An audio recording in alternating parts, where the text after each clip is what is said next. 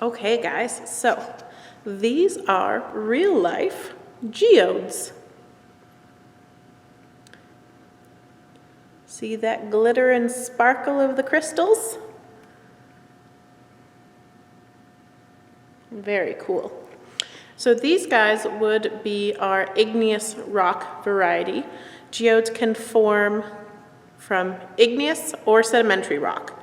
So I'll put a picture, up of the difference. So sedimentary is the one with layers and all the pressure pushing down, and igneous is volcanic material, like the magma. So in both cases, what they need is for a pocket or a cavity to form. And one of the ways that this happens specifically would be an underwater volcano erupts. The magma on the outside is cooled off really quickly by the cold water, but inside is not cooling off as quickly. And so the pressure causes it to crack, and the hot lava leaving the inside empty. And for the sedimentary, which is the layers, what can happen is that some organic material gets trapped, and as it dissolves and degrades, it goes away, it forms gas, and creates a pocket. So the outside of the rock appears to be hard, but it actually is porous on a microscopic level. So all of the minerals from groundwater can seep through and start to layer and form the crystals on the inside. And this can take thousands to millions of years to form and occur. One of the biggest geodes in the world, because when I think of geodes, I think of this size. But the biggest geode in the world is actually the size of a cave. It is 25 feet long by 7 feet wide by 5 feet tall. And if any of you have seen me in person, I am 5'2", maybe 5'2 and a half. So it is pretty big. And that is located in Pulpy, Spain. I said that wrong. It is located in Spain. And it is actually open to tourists. The largest geode in the world is actually found in Mexico, but the temperature of the mine is 50 degrees Celsius, so it is not open to tourists. But the crystals inside measure as big as 10 meters long. Anyways, guys, so that's a little bit on geodes that I hope you learned, and something that's really fun to do. If your parents are with you and they give the okay, Google some YouTube videos of geodes being cracked open. That is really exciting to watch, and you can find out all the different colors that the crystal formations can take, and what minerals affect the color. All right, that's it for me. Follow along with the how-to, and please post pictures. We love seeing them of how your geodes turn out. Bye for now, guys. Okay, you guys have been supplied with 3 eggshells.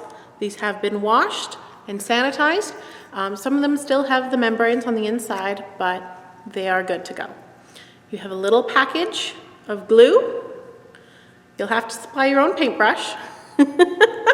You have a bag of alum powder, and you have a pod of food dye. So first thing you're going to want to do is take your eggshells and your glue, pop that open, get your brush nice and coated, and go ahead and coat that eggshell in some glue. Next up, you're going to take your bag of alum, and you're just going to get a spoonful of your alum and pour that in. You're gonna shake it around and make sure your egg is nice and coated. Dry for at least an hour. Make sure, let that bond get nice and strong, and then we will boil up some hot water, mix up the food dye in it, put our egg and alum and the rest of our alum powder in.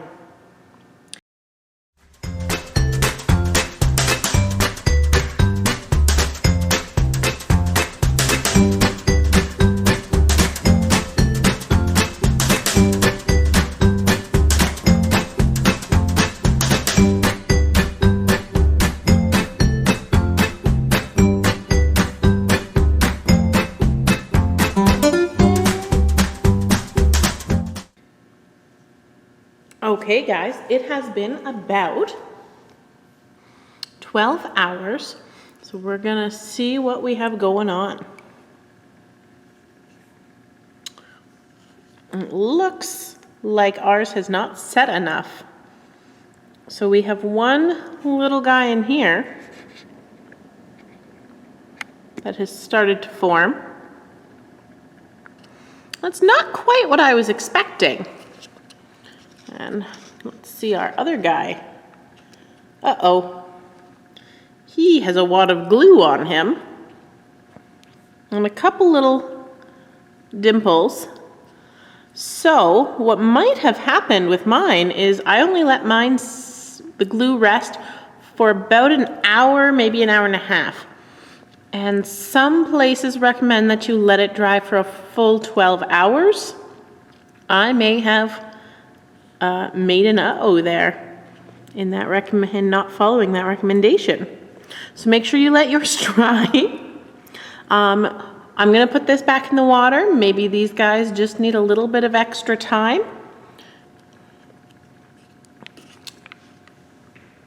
Whoop. I'm gonna feel down at the bottom here. There's no crystals formed at the bottom. So maybe ours just needs a bit more patience. So I did do another one where I experimented with salt, and this guy, for whatever reason, so he took a couple extra hours, and by hours I mean about 72 hours as opposed to 12 to 24 hours to have some crystals form. As you can see here, he didn't get his formed on the inside, they attached to the outside, which is not, again, what this experiment tells us should happen. So, give yours a go. If it didn't work out, try to think of a reason why you think it may not have happened the way it's supposed to. And if it did turn out, we want to hear about that too. Let us know. Bye for now, guys.